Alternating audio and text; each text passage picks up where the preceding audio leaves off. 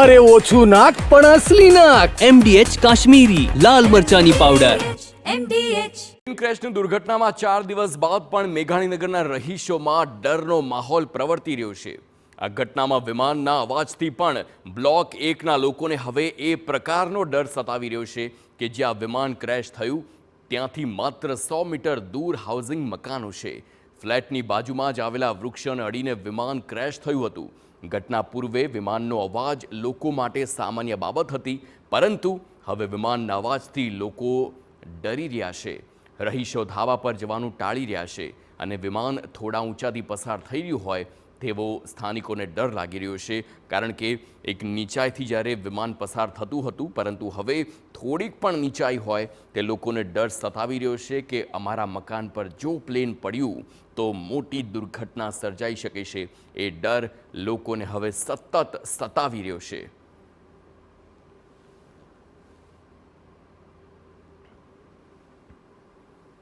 તો વિમાન દુર્ઘટના બાદ અહીંયા આજુબાજુમાં આવેલા તમામ લોકોમાં હાલ ડરનો માહોલ જોવા મળી રહ્યો છે. આપ જોઈ રહ્યા છો કે જ્યારે અહીંયાથી વિમાન પસાર થતું હોય છે ત્યારે અહીંયાના જે સ્થાનિકો છે એમને ડર લાગતો હોય છે. આમ તો વર્ષોથી અહીંયા તમામ લોકો રહે છે, પરંતુ જ્યારે હવે વિમાન પસાર આ દુર્ઘટના બાદ થઈ રહ્યા છે ત્યારે તેમને થોડોક ડર લાગે છે. સ્થાનિકો છે આપણી સાથે છે. શું કંઈ થાય છે જનરલી? તમે તો વર્ષોથી રહેતા હશો, પહેલાં શું સ્થિતિ હતી ને આ ઘટના બની ત્યારબાદ શું બદલાવ આવ્યો? પહેલાં તો અમને રોજની હેબિટ હતી કે અમે ફ્રી માઇન્ડ ફરતા હતા.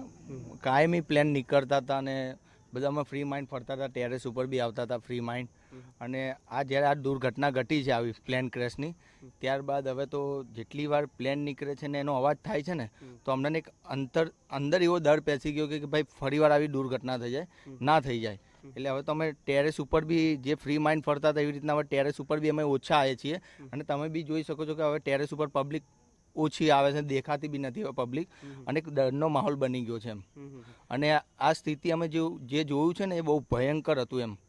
કે પહેલા કારણ કે કેટલાક લોકો સાથે વાતચીત એવું કહે છે કે પહેલા જે છે એકદમ નીચેથી જતા હતા, અત્યારે હાલ ખૂબ ઊંચેથી, મતલબ કંઈક બદલાવ આવ્યો છે? હા, થોડો પ્લેન જે ટેક ઓફ થાય છે એમાં થોડો બહુ ઘણો બદલાવ છે કે હવે એની હાઇટ થોડી વધી ગઈ છે. અને પહેલાં તો એકદમ આમ એવું લાગે કે આપણા માથા ઉપરથી જ જાય છે, એ પ્રમાણે જતા હતા પ્લેનો.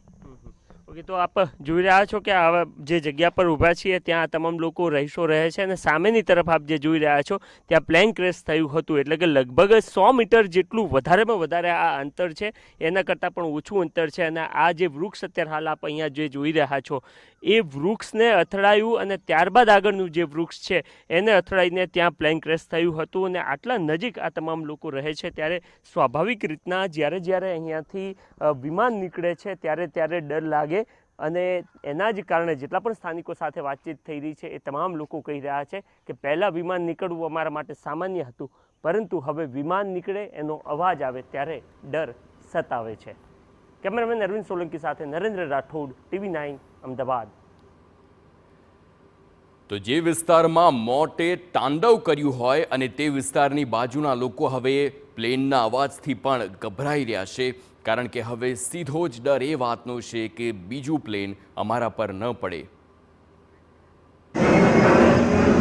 ઘટના પછી તો અમને એવું જ લાગે કે વિમાન પડશે, 18 સેકન્ડ નીચું છે એમ જોતા રહીએ. આમ શરીરની અંદર કપડાટ જ રહેતા હોય, બીક જ લાગે કે હજી શું થશે. ઘટના થયા પછી તો બહુ જ ડર લાગે કે હવે શું થશે, અમારું ઘર બધું ઘર વિખરાઈ જશે. આ બધું થયા પછી તો એમ જ લાગે કે હવે આપણે કસાય ના નહીં રહીએ, એવું થાય.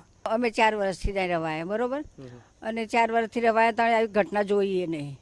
અને કોઈ ધબકારા ફબકારા કશું નહોતું કે આવન જાય. અને પણ આ કાલનું થયું ને 4 દિનથી તો એના ધબકારા વધી જાય, જોવાતું જ નહીં કે ચક સીડી નહીં ઉતરાતું, એવી બીક લાગે. ડર લાગે કે પડશે ખાલી કરજો, એવું કહું હું તો છોકરાઓને.